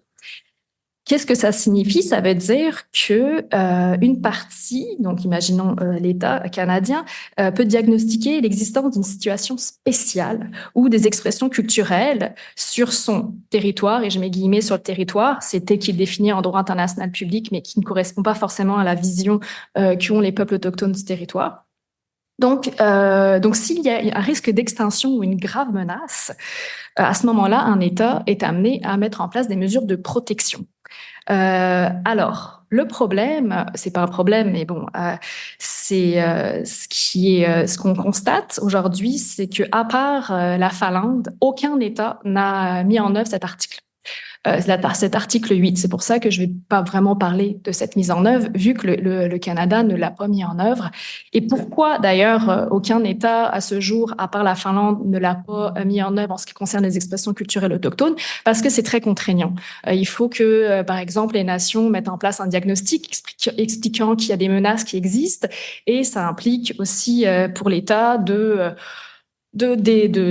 mettre en place une série de rapports et aussi d'annoncer que des expressions doivent être protégées, ce qui est parfois sur la scène internationale peut s'avérer être problématique, surtout à l'UNESCO, avec des États où on n'a pas envie de montrer que au sein de la scène internationale, il y a un souci chez nous, tout simplement. Donc, le Canada n'a pas utilisé, puis au sein de ses rapports périodiques, on voit aucune mention de la mise en œuvre de cet article 8, ce qui est absolument fâcheux, je trouve, parce qu'il y aurait mérite, justement, en mettant en œuvre cet article 8, de valoriser beaucoup, de protéger et là pas promouvoir des expressions culturelles qui sont menacées à cause d'une langue menacée, par exemple. Et là, c'est la porte ouverte, justement, à la revitalisation des langues à travers le prisme des expressions culturelles autochtones. Donc là, c'est une occasion manquée, à mon sens, pour le Québec et le Canada. Si le gouvernement m'entend, c'est un petit message.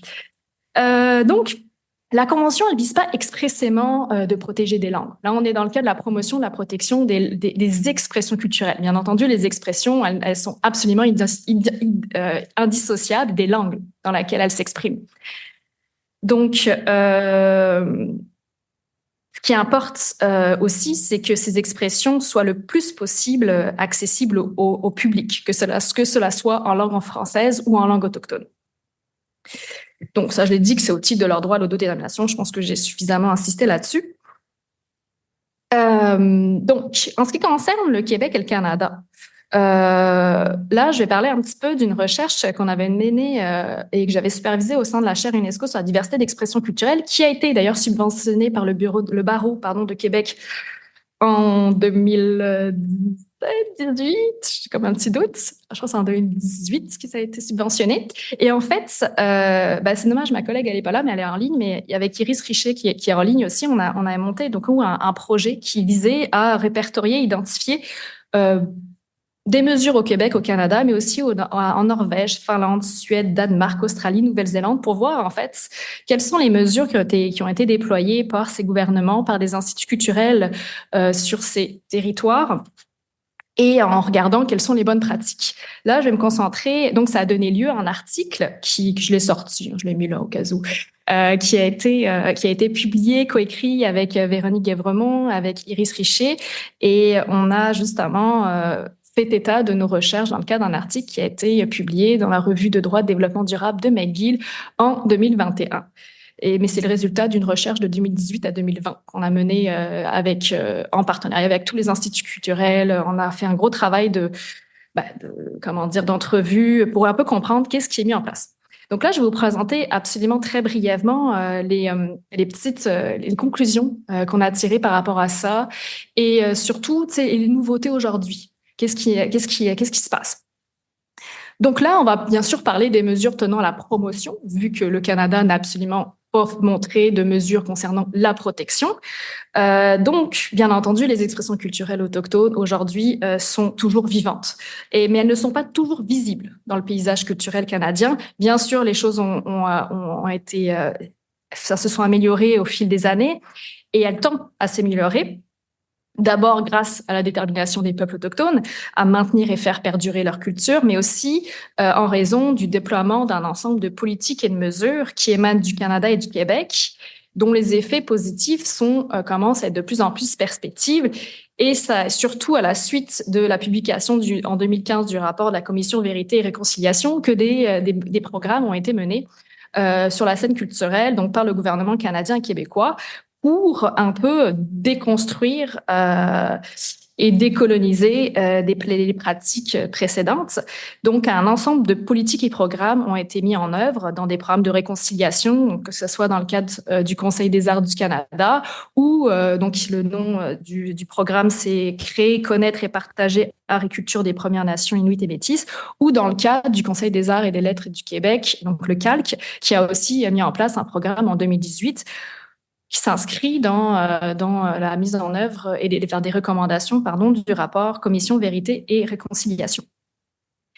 Donc il y a plusieurs ils font état il y a plusieurs avancées qui ont été mises en place sur la scène québécoise canadienne en ce qui concerne les expressions culturelles autochtones, via aussi des lois, la loi du Québec Partout la culture, mais aussi des initiatives par l'ONF, de plus en plus par Téléfilm Canada. Maintenant, on voit beaucoup plus de films autochtones, que ça soit genre sur Tout.tv, on voit de plus en plus de balados, on voit de plus en plus d'émissions à Radio-Canada, dans des moments où justement où c'est une meilleure écoute aussi. Donc, il y a quand même des efforts qui ont été mis en place. Sauf que j'aimerais quand même là souligner tout n'est pas tout le temps parfait aussi, mais l'essentiel quand on est chercheur, c'est aussi de soulever les critiques pour faire avancer aussi les actions. Je vous ai parlé dans le cadre de la convention justement ce qu'on appelle les quatre maillons de la chaîne de valeur, donc créer, produire, distribuer et avoir accès. Et selon moi, c'est important dans le cadre des mesures que ces quatre maillons soient en même temps, de manière globale, pris en compte. C'est-à-dire que ne pas seulement mettre en place des mesures pour favoriser la production uniquement. Parce que ce qui est important aussi, comment il peut y avoir de production si on ne favorise pas la création? Il ne faut pas uniquement faire des mesures, par exemple, pour favoriser la distribution et la diffusion si il n'y aura pas à la fin d'accessibilité large du public. Si nous, par exemple, en tant que personnes allochtones, on ne puisse pas avoir non plus accès à tous ces contenus. Ça ne va pas du tout aller dans le sens de la compréhension mutuelle.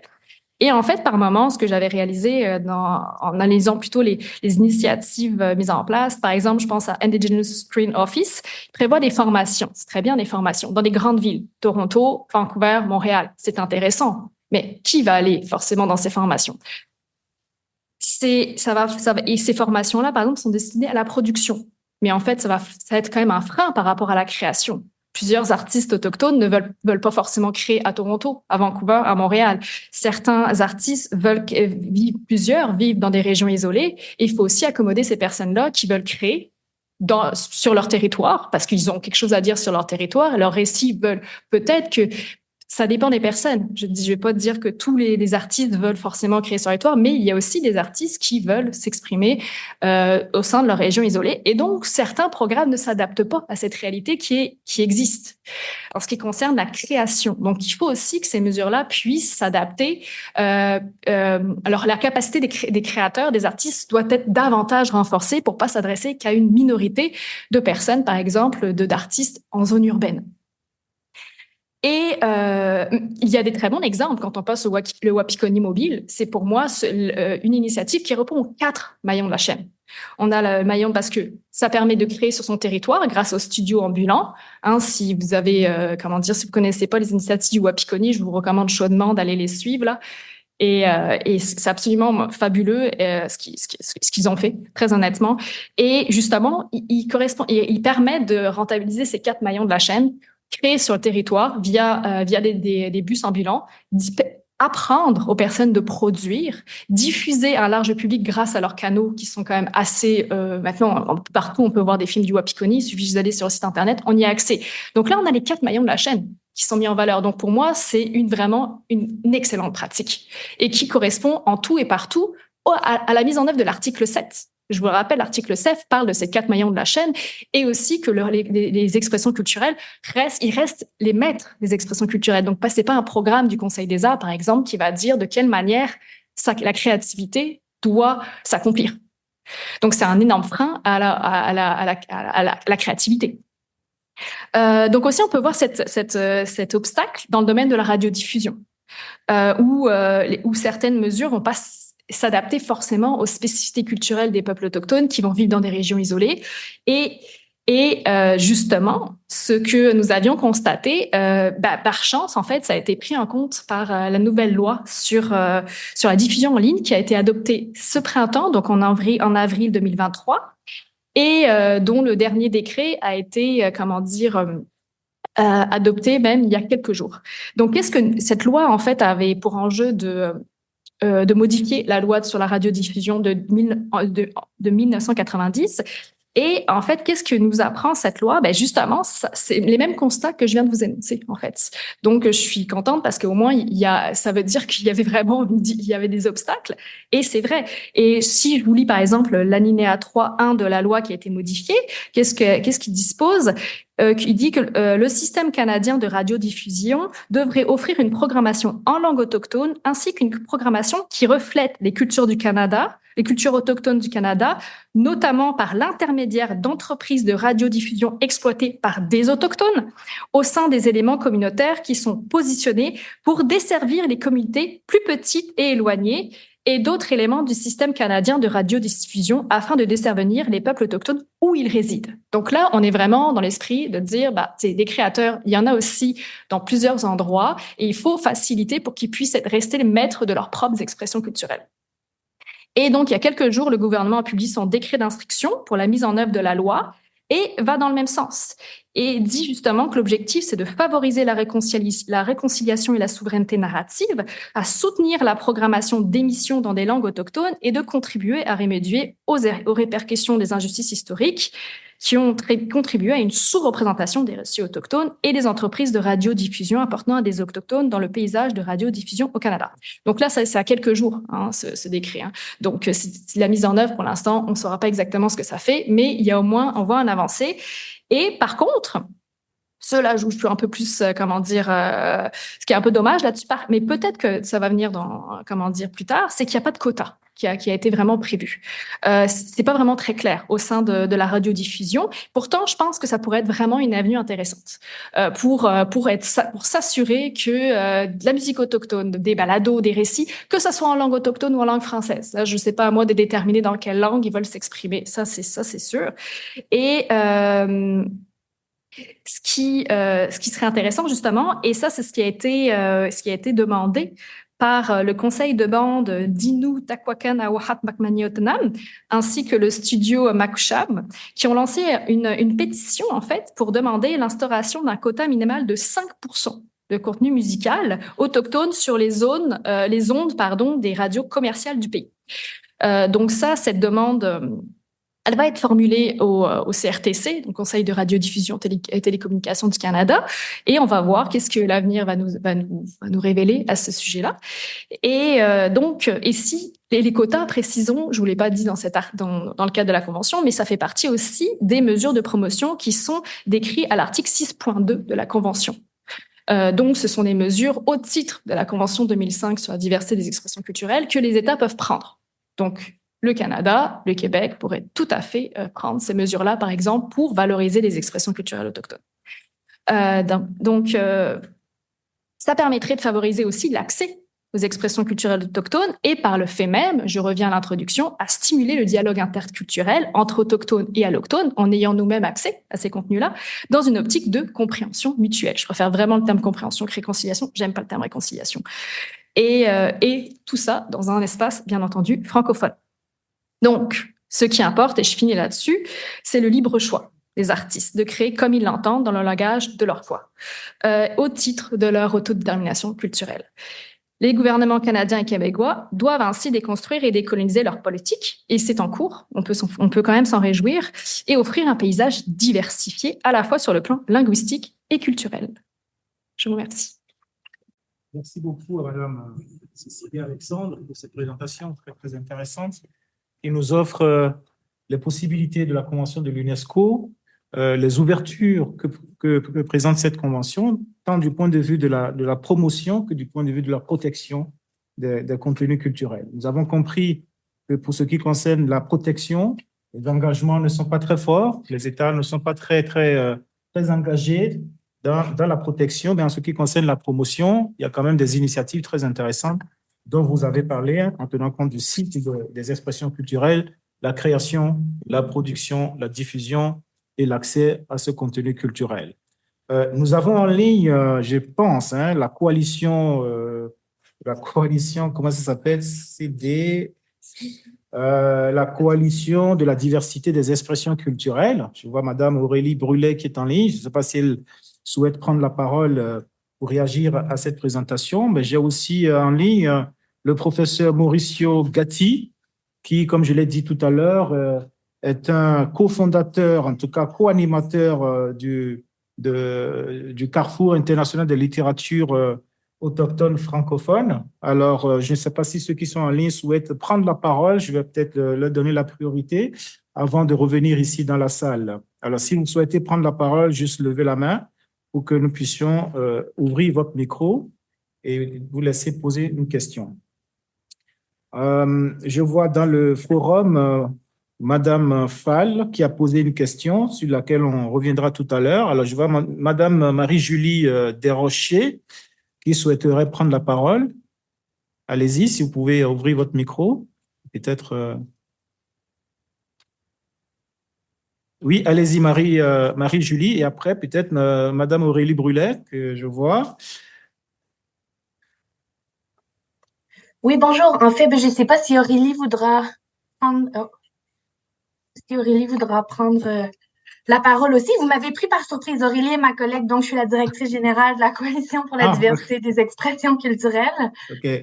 Et puis, donc, voilà, donc vous m'invitez à réagir. C'est vraiment très intéressant, cette étude. Donc, évidemment, on en avait pris connaissance. C'est une étude, évidemment, très intéressante. Et puis, peut-être que je peux mentionner que nous venons de faire une activité avec plusieurs organisations culturelles autochtones du Québec. Les 8 et 9 novembre, on a eu le privilège, en fait, de participer à un rassemblement. Et puis, nous étions parmi les rares allochtones. Madame Guévremont était là aussi à cet événement avec nous. Et puis, on a pu présenter, en fait, la Convention de 2005 à ce public-là pour, en fait, explorer ensemble le potentiel de la Convention pour ces organisations-là. Donc, on trouvait que c'était intéressant d'arriver avec cette convention-là, de la présenter, puis de les entendre réagir eux-mêmes là-dessus, parce que ils ont déjà beaucoup de droits qui proviennent, par exemple, de la Déclaration des droits des peuples autochtones. Et puis, on voulait voir est-ce qu'ils voient un potentiel supplémentaire avec la Convention de 2005. Et puis, on avait invité notamment M. Maurice Gustabiche de l'Université d'Ottawa à commenter la Convention, qui semblait trouver que c'est un outil potentiellement intéressant. Et puis, il y avait aussi Nelly Jourdain du studio Makoucham qui était là et qui a présenté justement leur revendication pour un quota de musique à la radio commerciale. Mais elle a aussi parlé de leur démarche. Donc, vous parliez de la loi sur la radiodiffusion. Ils seront entendus cette semaine. Il me semble que c'est demain ou après-demain, le studio Makoucham au CRTC pour faire des demandes concernant les quotas. Mais ils demandent aussi qu'il y ait des contributions financières des plateformes pour soutenir la production, la création de contenus culturels autochtones. Et puis, ils visent à long terme, ou enfin même à moyen terme, je dirais, à avoir un peu l'autodétermination sur ces fonds-là. Parce qu'en ce moment, ils reçoivent l'argent à travers des fonds existants qui sont pour l'ensemble des communautés culturelles canadiennes, en musique, par exemple, Musique Action. Donc voilà, c'est ce que je peux dire sur ce sujet-là. Je pense qu'il y a un potentiel certain de la convention. Puis nous, on a dans notre mission de faire connaître cette convention-là aux groupes autochtones. Et puis, le premier pas qu'on a fait en ce sens-là était assez prometteur. Et peut-être que j'aurais une question pour la conférencière parce que vous avez exprimé des réticences à l'utilisation du mot réconciliation et tout ça. Puis j'ai été curieuse, en fait, d'entendre les motifs derrière ces réticences. Merci beaucoup, Madame Desrochers. Madame Alexandre.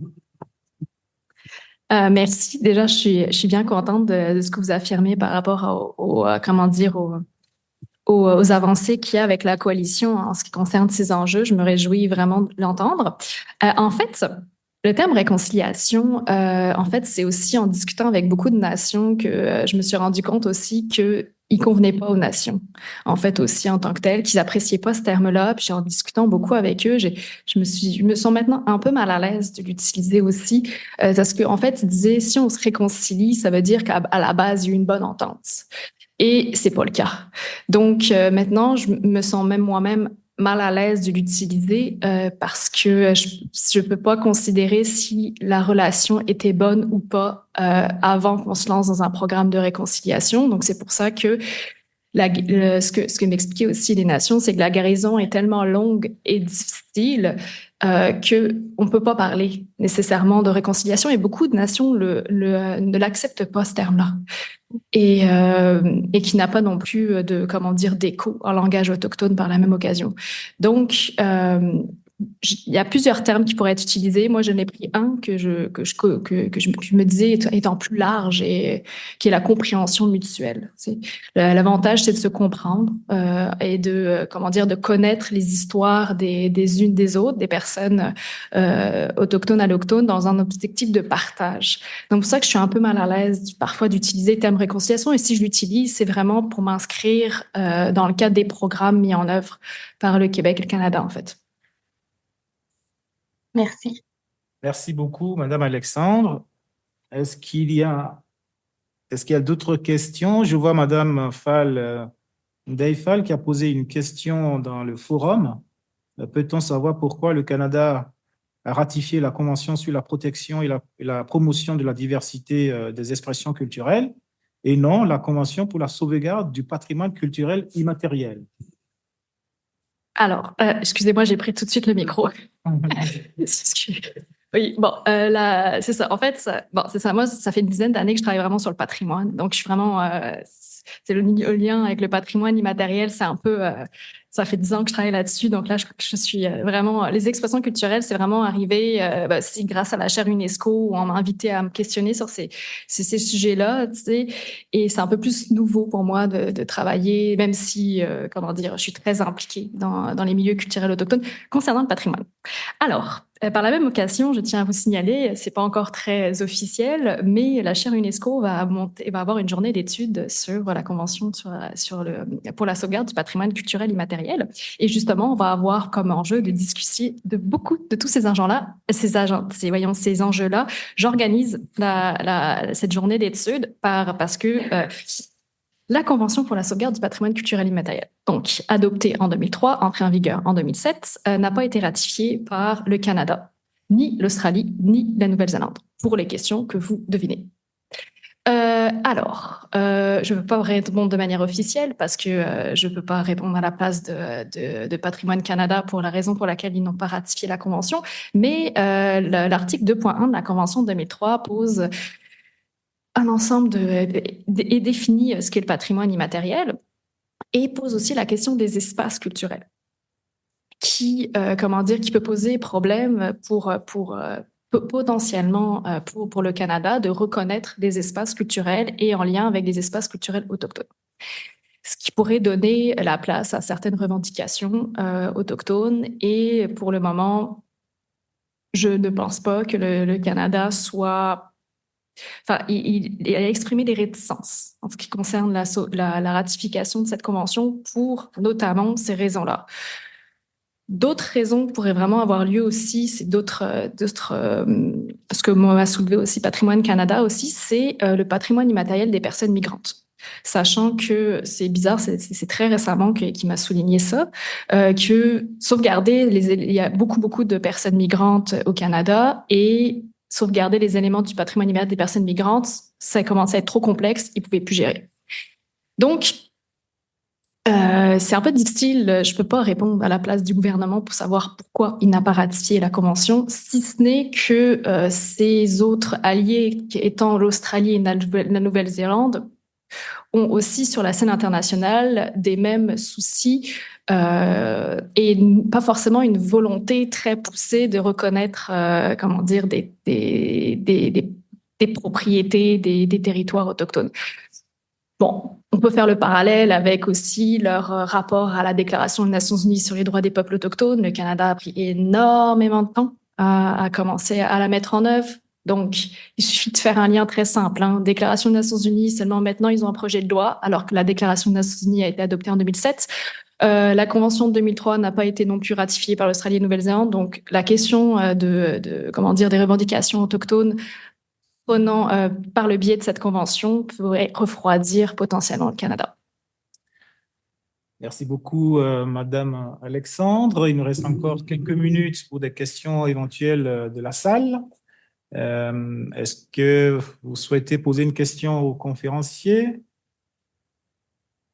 Oui, dans la salle. Je ne vois pas de main levée. Est-ce que le professeur Mauricio est toujours en ligne? Oui, il est toujours en ligne. Bonjour. Bonjour. Est-ce que vous souhaitez faire quelques commentaires? J'ai pas vraiment de questions, mais peut-être, étant donné qu'on a parlé un petit peu de différentes formes d'expression artistique, moi je travaille surtout sur les littératures autochtones. Alors, relié avec ce que Louis-Jacques disait par rapport à l'auteur kanak, et dont je me souviens bien, et plus ou moins c'est ce que, de façon générale, les auteurs autochtones qui écrivent au Québec vont dire par rapport à l'utilisation de la langue française quand on leur pose la question. De façon générale, chaque auteur recherche le plus de visibilité possible, donc va utiliser le français comme un instrument qui va lui permettre ça. Ceci dit, ça dépend toujours des générations, parce que les auteurs plus âgés qui parlent plus ou uniquement la langue autochtone vont publier dans leur langue tout naturellement.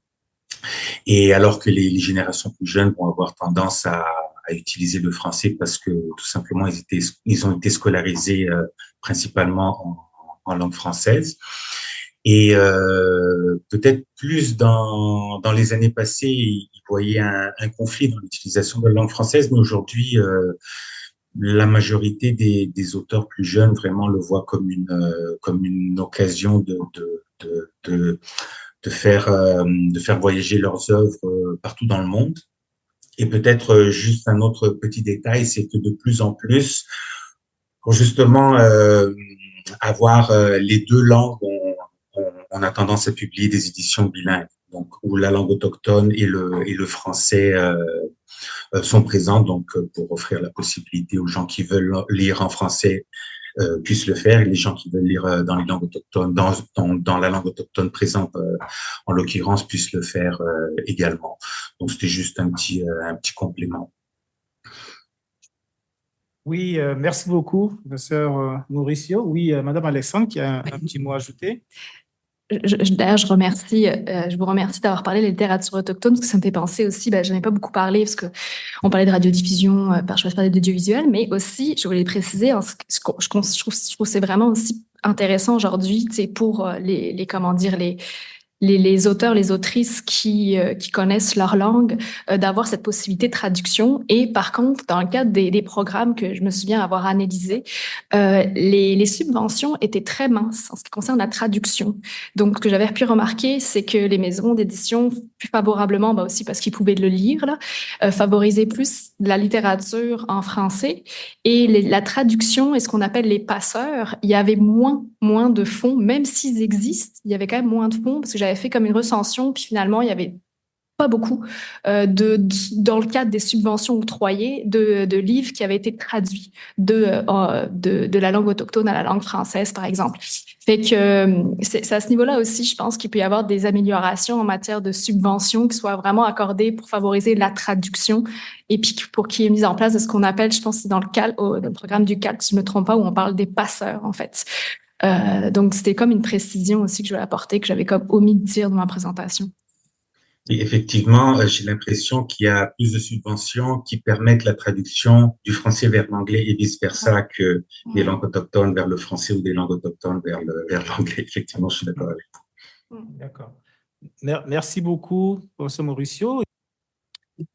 Merci beaucoup. S'il n'y a plus d'autres questions, il ne me restera plus. Oui, professeur. Ouais.